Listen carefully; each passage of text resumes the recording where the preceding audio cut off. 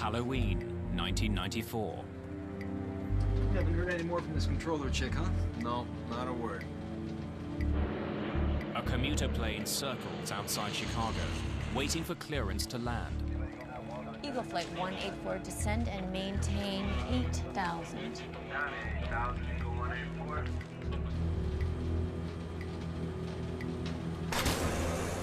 Without warning, the controls snap to the right.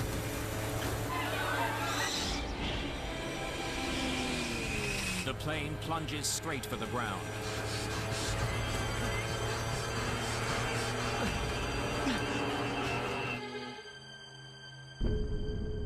The behavior of the crew and the air traffic controllers would be examined. Pilots would question the safety of an airplane. The airplane will have a nasty tendency to go out of control. Investigators travel the world for answers. The crash makes Roselawn one of aviation's darkest words.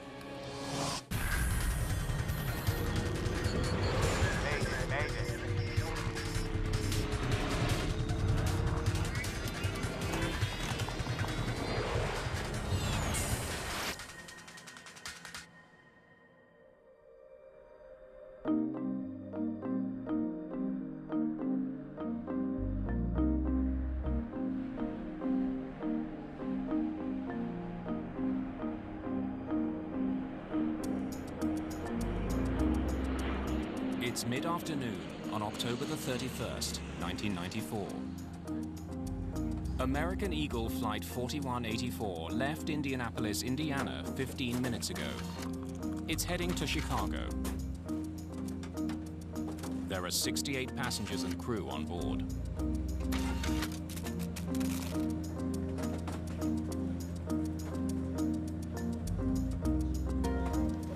Happy Halloween, cowboy.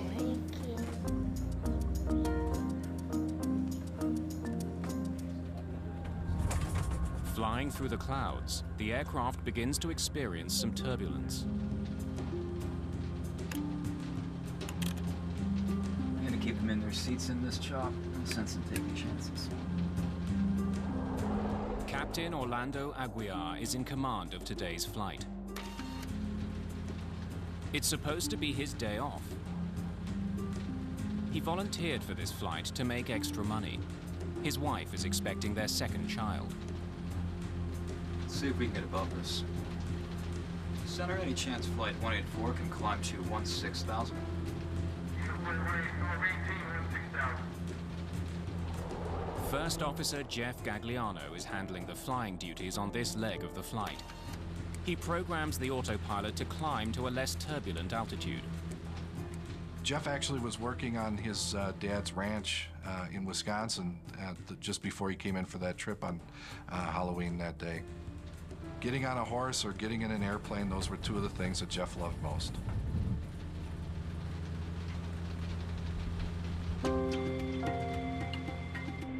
Flight 4184 is an ATR-72, a groundbreaking new aircraft built in France. Cost-efficient and comfortable, the plane has become popular on short runs. This flight is just one of 5 short hops the crew will be making today. It's Amanda Holberg's first day on the job as a flight attendant with American Eagle. She's paired with Sandy Modaf, a seasoned veteran.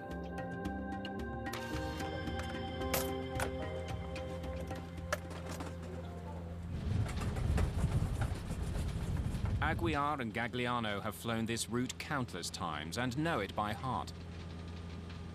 When you're flying from Indianapolis to Chicago, you're flying through some of the busiest airspace in the world. As Flight 4184 approaches Chicago O'Hare, the pilots begin the descent to 10,000 feet. Chicago Center, we have discretion down to 10,000. We're on our way down now. Eagle 184, roger.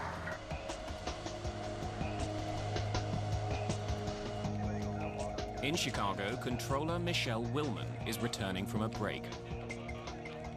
The trainee controller is still working under the supervision of a monitor. She's told that traffic into O'Hare is facing potential delays because of weather. She will have to be prepared to put some flights on hold. Operations into and out of O'Hare are handled on a priority basis. It's not necessarily a first-come, first-served basis. International flights arriving to O'Hare because of their fuel status get priority, and then the turboprops come in at the end. Eagle 184, hold southeast on Victor 7. Chicago Center, roger. Hold southeast on Victor 7. Eagle 184. Flight 4184 must now fly a racetrack-shaped holding pattern over northwestern Indiana.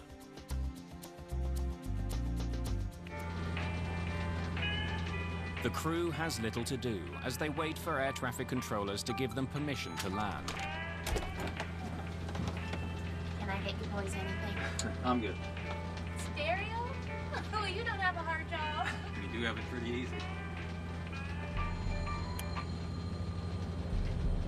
This thing gets a real high deck angle in these turns. Yeah. We're just falling in the air right now. You want flaps 15? We'll bring the nose down. Sure.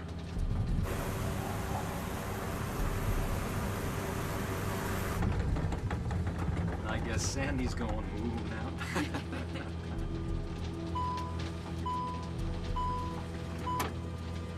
See y'all. All right.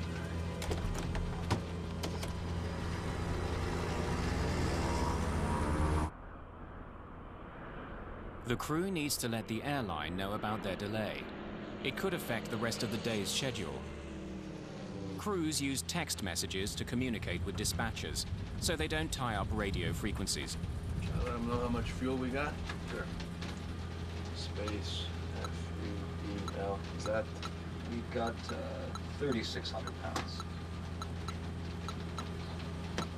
Sure, once they let us out of the hold and forget they're down, we'll get the overspeed warning. I can't hold any more, man.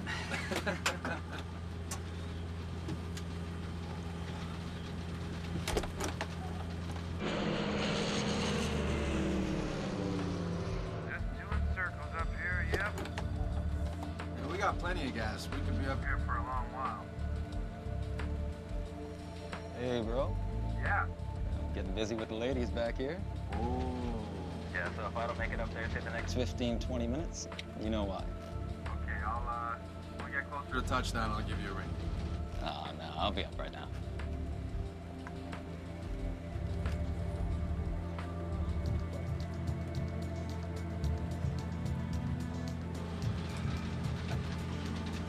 You haven't heard any more from this controller chick, huh? No, not a word. Eagle Flight 184, descend and maintain 8,000. down 8,000, Eagle 184. Eagle Flight 184, should be about 10 minutes till you're cleared in. Thank you. The flight is allowed to descend. Are we out of the hole? No, we're just going down to 8,000. Then a warning. I knew we'd do that. The plane is going too fast to fly with its flaps extended. I was trying to keep it at 180. Gagliano retracts the flaps. There's a strange sound coming through the fuselage.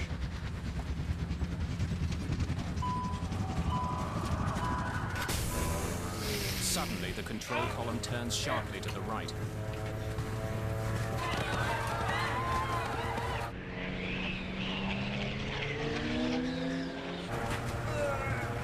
The controls won't budge.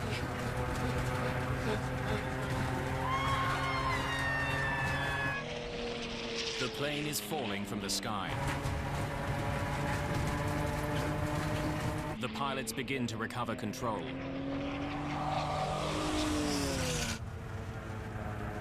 But then it happens again.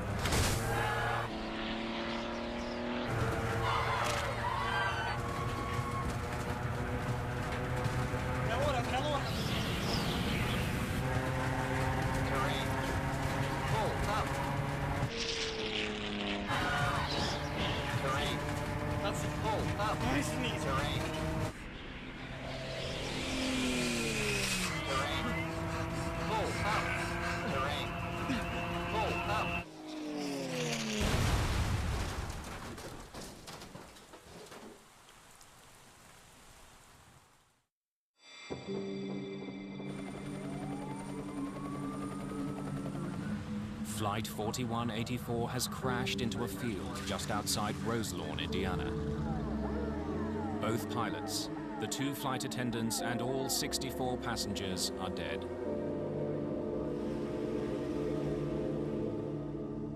The Roselawn crash would soon become one of the most important accidents in aviation history.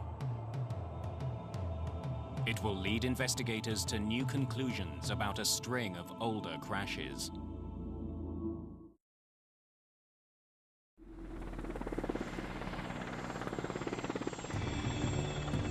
The morning after the crash of American Eagle Flight 4184, a team from the National Transportation Safety Board is on the scene just outside Roselawn, Indiana. Greg Feith is the lead investigator. The morning that we arrived at the accident site, it was cold, it was overcast, it was one of those drizzly, dank days. All you could smell was the Jet A or the kerosene fuel, and because it was muddy and wet, you had that odor or that aroma of dirt. And so with all of those smells, that really evokes some emotion there. And now you have to walk through that field and actually start to do your job. The crash site is soaked in jet fuel and hydraulic fluid. Human remains are scattered everywhere. The site is declared a biohazard. With 4184 was one of those types of accidents where there was very little left of the airplane. Investigators know that the way the wreckage is spread out can tell them how the plane hit the ground. Because there was a fan-shaped debris pattern and it was spread out over a very large area, we knew that the impact was very shallow but at a very high speed.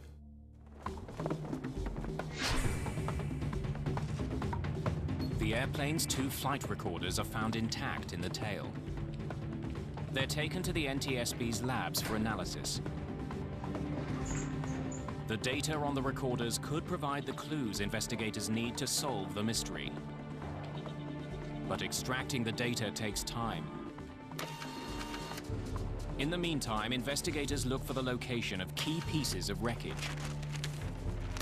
The first things we typically look for are the 4 corners of the airplane. The NTSB's Bob Swaim leads that search. You're looking for the nose and the tail and the 2 wingtips, because if you can tell where the 4 corners of the airplane are, you get an initial idea of whether the pilot was in control or not.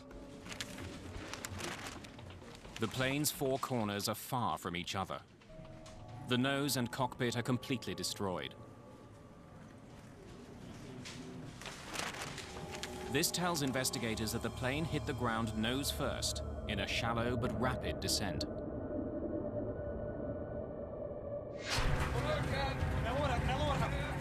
The fact that the plane wasn't in a steep descent on impact indicates that the pilots had some control in the final seconds before the crash. They just ran out of room to pull up.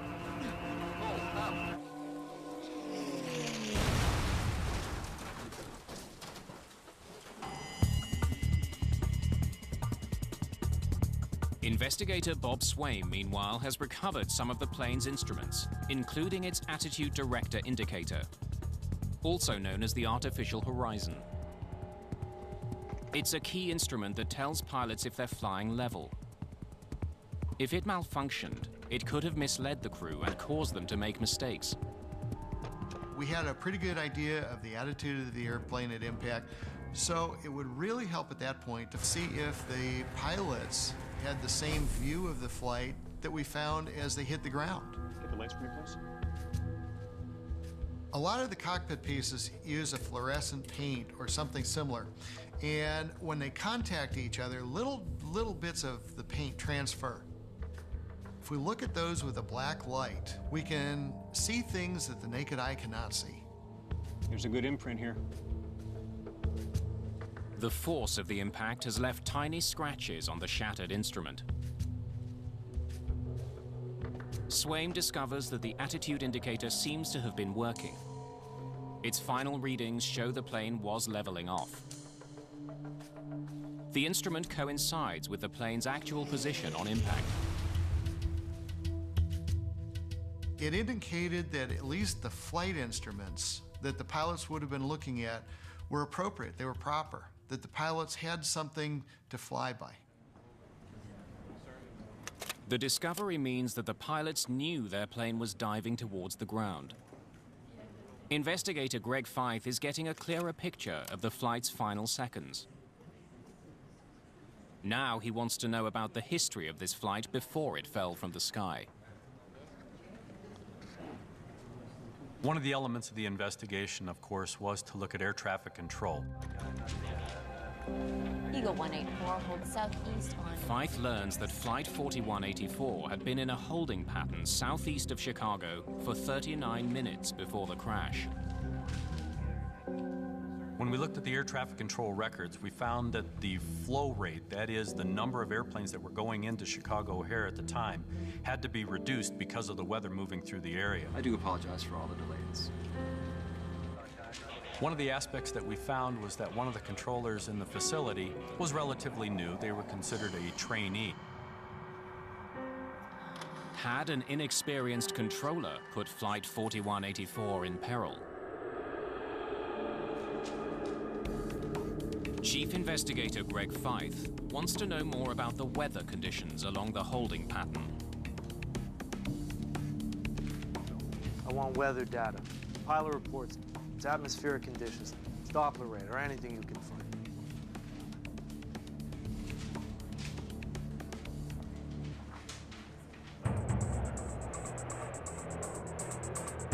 Flight 4184 wasn't the only plane circling O'Hare that day.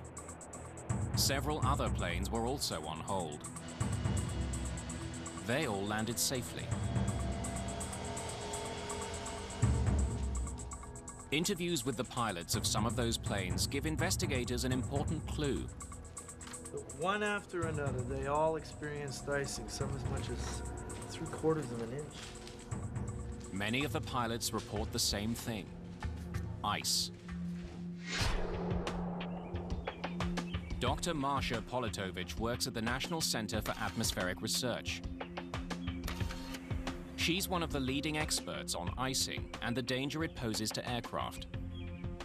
This essentially changes the shape of the wing while you're in flight.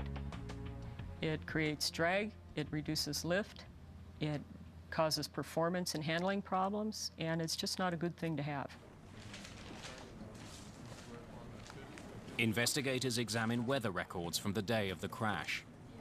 They find a disturbing pattern of reports of icing all along a cold front near Chicago. But the reports describe the icing as light to moderate. Perhaps the size of the commuter plane was a factor in this crash. Large jets generally fly above the dangerous conditions inside a cloud. But the ATR-72 can't do that. Smaller plane can't fly as high, they're stuck in the icing environment for longer, they may not have de-icing equipment, and if they get in trouble, they may not have enough excess power to get out of it. Investigators discover that Flight 4184's holding pattern took it through layers of cloud repeatedly. Each time it would have been exposed to icing conditions. Steve Frederick was flying out of Chicago on the morning of the crash. He flew through the same treacherous weather. Each time that I went through that cold front during that day, the weather was intensifying, the ice was getting worse, and I was getting more and more concerned. Frederick asked his captain to pass on a warning about the weather, so that other pilots would be alerted to the danger.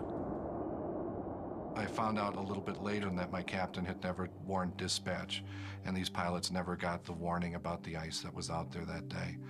And there's no feeling in the world that can compare to how badly I felt at that moment.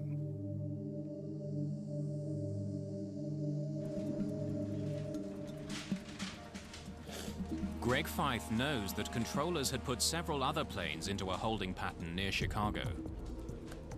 But they all landed safely after coming out of the hold. This means the controller had not put Flight 4184 in jeopardy. She acted correctly given the information she had about the weather. One of the issues about air traffic control is that the controllers can't just look at their radar screen and identify areas of precipitation or icing conditions readily. The controllers don't know that an airplane is sitting in icing conditions unless the pilot provides them with what they call a PIREP, or a pilot report. So if the crew, in this case 4184, doesn't provide that information to the controller, then the controller doesn't know that an icing event actually is occurring out there. Fife and his team wonder if the flight crew simply didn't realize they were flying into icy conditions.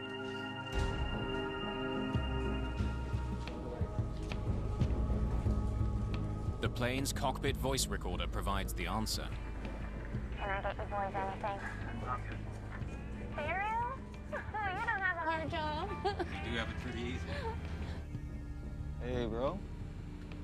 Getting busy with the ladies back here? At first glance, the crew's behavior seems unprofessional and undisciplined. The first officer was listening to some music. We knew that there were a lot of non-aviation things going on. One of the most contentious elements was how did that affect the crew's performance and their awareness to the situation that was starting to develop. That's much nicer now, flaps 15. Yeah. Showing some ice now.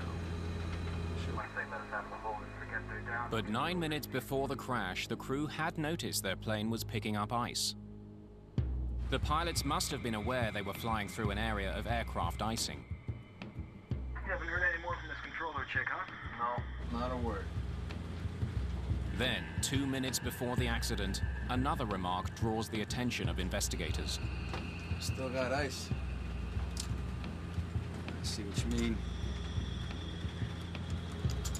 The crew knew about the ice. Now investigators need to know what they did about it.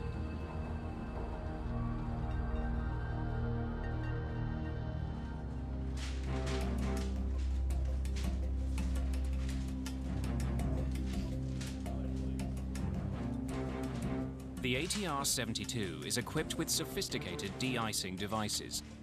It's crucial to know what the crew did about the ice buildup on their wings. This time, the flight data recorder provides the answers. Almost 17 minutes before the crash, something sets off the master caution warning. It could signal a problem in one of the plane's systems. It could also mean the electronic ice detector is picking up the presence of ice. The flight data recorder shows investigators that in response to the alert, Captain Aguiar turned the plane's de-icing system to its maximum setting.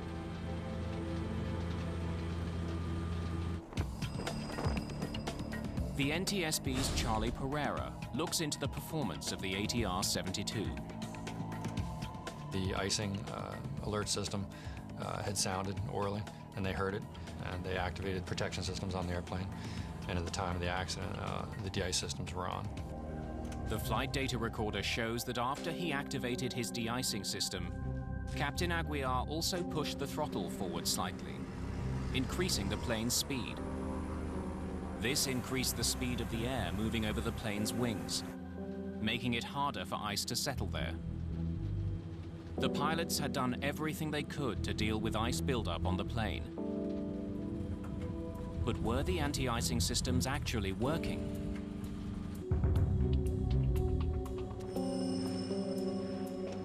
The shattered remains of that de-icing system are now the main focus of the investigation.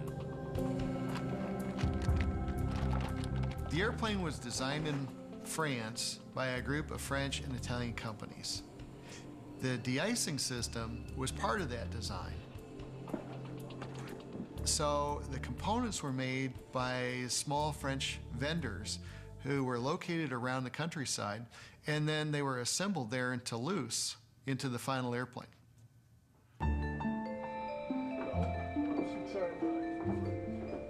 Bob Swaim arrives in France with pieces of the de-icing system. I brought some pieces from Flight 4184 to look at. The key component to the de-icing system is probably not the black rubber boot that you see on the airplane. but the timer that's inside the airplane, or the timers and the valves that control those boots. The force of the crash has left telltale markings called index marks. They show the position of the valves at the time of impact. Swaim compares them to the original blueprints. Does anything seem out of the ordinary? The trip to France has led to yet another dead end. There was nothing wrong with the plane's de-icing system. Thanks a lot. Appreciate it. Thank you. Investigators are puzzled. Showing some ice now. If the crew knew they had ice on their wing and their de-icing system was working, why did the plane crash? Other pilots think they know the answer and decide to speak out. Their decision will dramatically change the course of this investigation.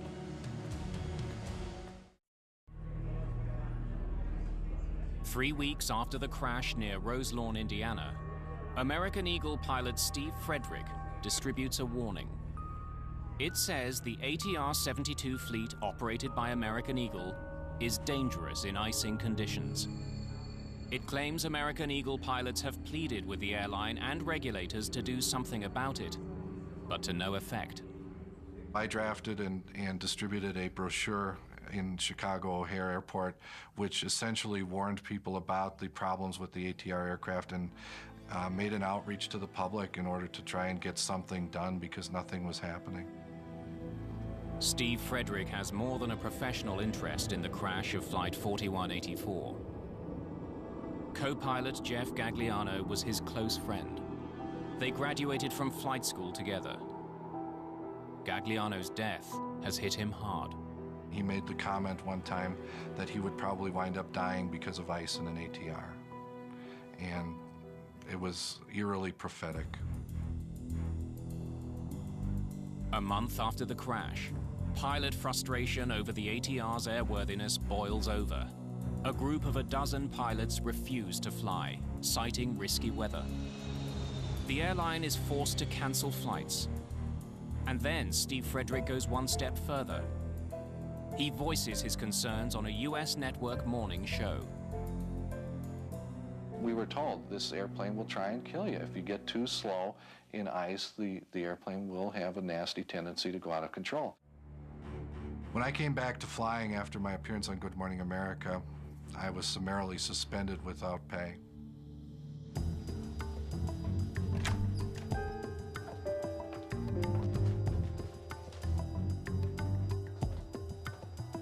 The public protest leads investigators to wonder if the ATR-72 has a deadly vulnerability to ice. Merci. Investigator Charlie Pereira visits the ATR's French manufacturer, Aerospatiale, to learn more about the plane's history.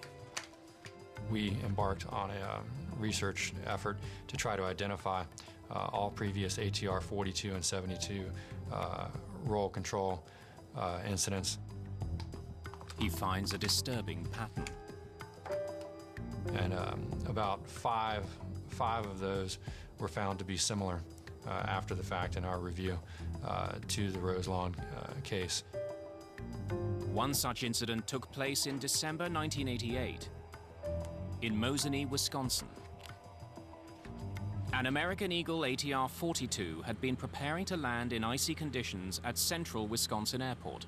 The airplane was on approach in severe icing conditions, described as freezing drizzle and freezing rain. Captain Mike Bodak was the pilot that day. We were just on the last two legs of our trip before we'd be done with work. And we were doing our descent. Everything was proceeding normally. Negative ice, just wet. Call the flight center, let them know we're turning inbound. I hear in the tail a sound like that, but it just got louder and louder. We have no idea what is occurring. I thought initially a propeller blade may have come off. It was as if the steering wheel wasn't connected to anything. The plane stalls. Its wings can't generate enough lift to keep it in the air. As I see I'm not getting any of the airplane back, I come up on the bar loopers all the way. The engines are now really trying to fly. And at this point, I'm getting some of the airplane back. So I make a forward motion to try and break the stall. And it's still going terrain, terrain, and I don't have the airplane back yet. And my first officer says, and I say max RPM. He throws the props from 86 to 100%. And instantaneously, boom, we fly out of the stall. The plane is less than 1,200 feet above the ground. Captain Bodak has learned a sobering lesson about the ATR. There was no warning. The plane stalled without any warning. Planes do have warnings for stalls, but in this case, there was no warning. I got the first warning that I was in a stall was I was in a stall. But other pilots weren't as lucky. An ATR-42 operated by an Italian airline was flying over the Alps en route to Germany in October 1987. The plane lost control and crashed in the mountains, killing all 37 people on board. Ice was the main factor, but the final report blamed pilot procedures. For investigators, it's really important to look back at historical information about any airplane. You want to look for trends. Did any of your studies uncover a wing design flaw? Charlie Pereira wants to know if the engineers who built the plane could explain why an ATR-72 would go so badly out of control. To his surprise, he learns they knew that it had a susceptibility to icing. You've seen the flight data from the accident flight. Where would the ice have formed to cause that? When I asked one of their oldest, most senior aerodynamicists who couldn't speak any English at all, what he thought would be the shape and location of an ice accretion that could cause the behavior that we saw on the flight recorder for the Roselawn airplane. He drew up the airfoil section, a little shape just behind the de-ice boots, and said this was it. And the translation was that this is what will cause this problem. After the de-icing boot. Investigator Charlie Pereira is beginning to understand how ice can affect the wings of the French-built plane. If the ice built up behind the boot, the crew would have no way to clear it. Still got ice. And even a small amount of ice can have a devastating effect on an airplane. Ice can disrupt the smooth movement of air over the wing. But how could so much ice build up behind the boot? Investigators contact Dr. Marsha Politovich for assistance. The NTSB called us to help them analyze weather conditions in this case. Her research shows that the pilots of Flight 4184 likely flew into something they'd never even heard of. Something even more dangerous than ordinary ice. Based on the weather analysis, it looked to us like the kind of icing that plane encountered was from supercooled large drops. Now, large is relative. What we're talking about large here is about the size of a human hair. Supercooled large droplets are about 100 times smaller than a raindrop. They form inside storm clouds when the temperature is near freezing. But the drops don't freeze until they come into contact with something solid, like the wing of an airplane. Conditions that day were ideal for the formation of these tiny freezing droplets. We had all the clues that we needed, a warm cloud top, -8 to -12 degrees C. We had drizzle formation near the top that was probably encouraged by some wind shear near the cloud top, and very little ice in the cloud, from what we could tell. On every lap of its holding pattern, Flight 4184 flew through layers of cloud that hid a small but lethal element.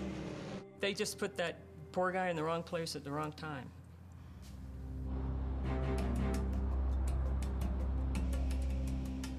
Investigators learned that supercooled large droplets have a distinctive way of accumulating on an aircraft wing. Ordinary ice accumulates on the leading edge of the wing, where de-icing boots can get rid of it easily. But SLD act differently. These supercooled drops hit the wing and slide back over it before freezing. This forms a ridge behind the boots, out of reach of the de-icing system. So as 4184 was flying in that type of environment, rather than the water droplet freezing on the protected surface of the de-ice boot, it actually ran behind the de-ice boot and froze on the metal surface. The pilots can't get a good view of their wings from the cockpit. They would have been utterly unaware of the danger taking shape. For the pilots, when they looked out their side window, they would see the outer portion of the wing. They definitely could not see the top of the wing where this ice ridge was starting to form.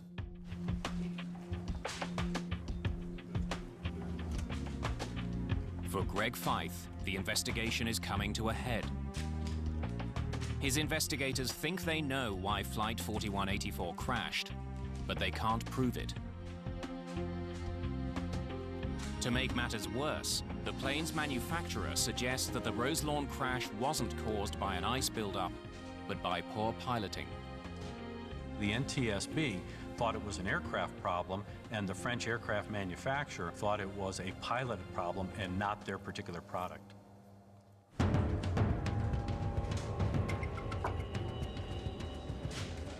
Feith wants to know if there had been problems with ice on ATR-built planes in the past. He finds troubling similarities between some incidents dating back decades.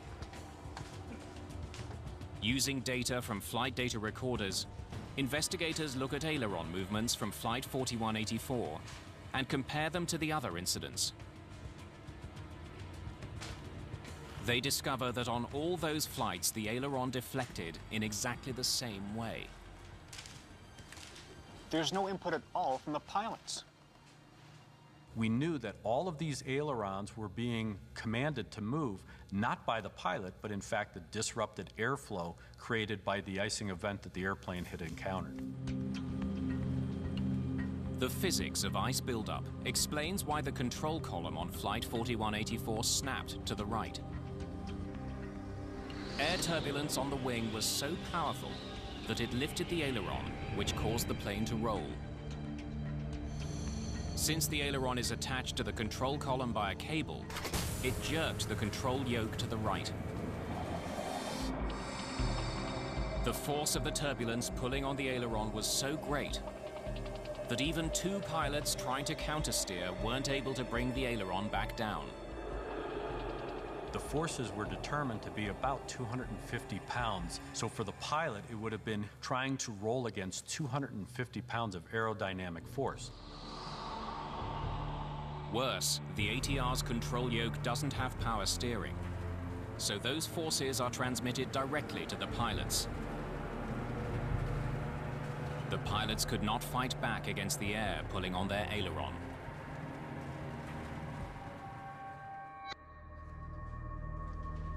For Chief Investigator Greg Feith, supercooled water droplets that left a ridge of ice on the wings are now the prime suspect. But how to prove it? Now the real analysis began because we had to understand what was going on in flight with the airplane. We had good flight data recorder information. It only told us what happened, didn't tell us why it happened.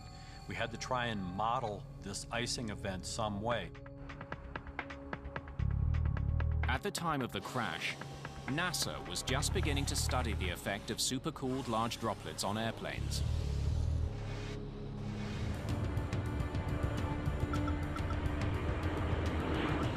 Investigators first turned to NASA for help. Together, they launch a daring experiment. They use a US Air Force tanker plane to create a cloud of supercooled water droplets. An ATR-72 flies behind the tanker. Yellow dye in the water shows investigators how the droplets cover the plane. The test should solve the final mystery. How had ice caused Flight 4184 to go so badly out of control? One of the primary purposes of flying the ATR-72 in behind the tanker was to understand how the ice accumulated on the airplane, but more importantly, the effect of that ice in varying configurations of the airplane on the flight control surfaces, that is, the ailerons. Investigators make a startling discovery. A seemingly harmless action meant to increase comfort on the plane may have led to disaster.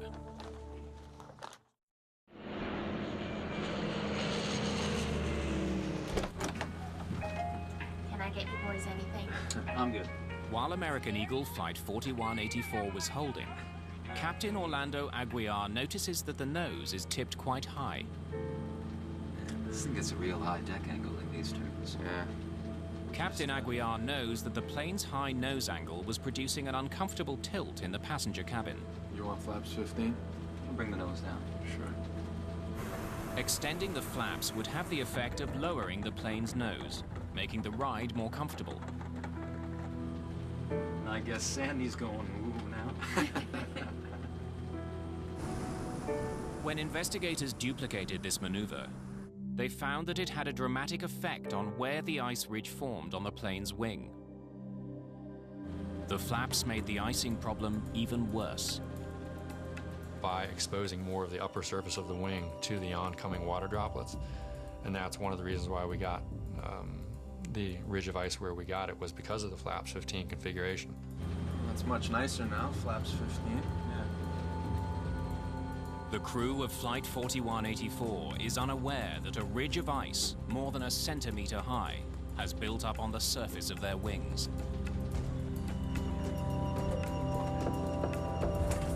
Eagle Flight 184, descend and maintain 8,000. Down to 8,000, Eagle 184.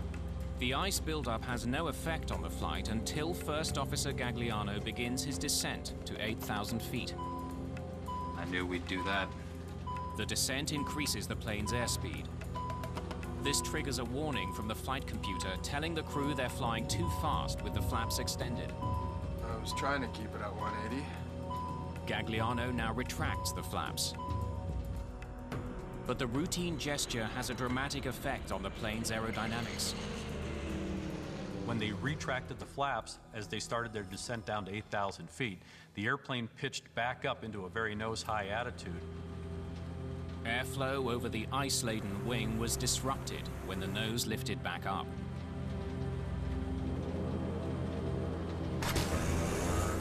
That created the turbulence that pulled up the ailerons, sending the plane into a roll. The plane stalled and tumbled from the sky.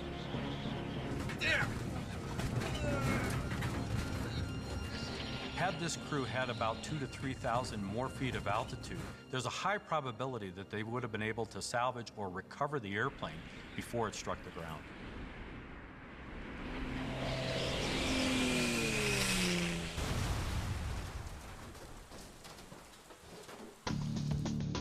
The NTSB has uncovered a deadly flaw in a popular airplane. There's a growing concern that unless something is done, this kind of accident would soon happen again. Investigators conclude that problems with the ATR's wing design make it vulnerable to this menace.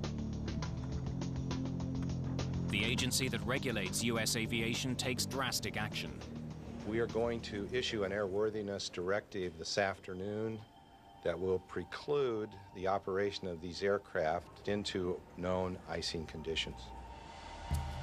The FAA takes swift action, banning all models of the aircraft from flying in icy conditions. This throws regional airlines like American Eagle into chaos. Public concern over the safety of ATR airplanes grows in the aftermath of the Roselawn crash. The most controversial charge, that the FAA had relied on the French authorities to test and certify the aircraft, then rubber-stamped the results. Therefore, the ATR-72 was never really tested by the FAA in any way, shape, and form as though it was manufactured here. The plane's French builder proposes to fix the problem by making the de-icing boots wider so they cover a larger part of the wing. The company also rewrites operating procedures, forbidding pilots from using the flaps or flying on autopilot in icing conditions. In response, the FAA issues an amendment to their earlier directive, loosening operating restrictions on the ATRs. Most airlines decide not to take any chances. They move their ATRs to the south, where a warmer climate would reduce the risk of ice.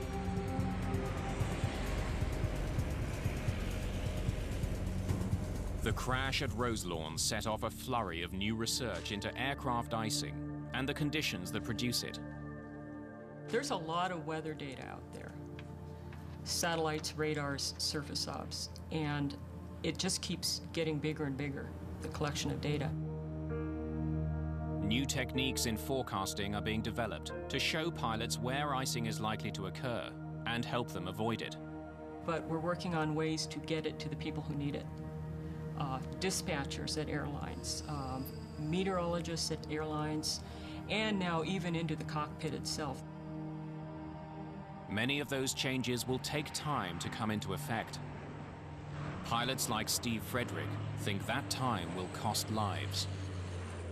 The problem that exists is that there is no technology available today to the pilots or anyone on the ground to accurately forecast or predict where these situations of bad ice are going to occur. Once these airplanes have been exposed to the bad ice, it's too late because these are no longer airline pilots, they're test pilots. And that airplane can fall out from under them and their passengers without any warning and in the blink of an eye.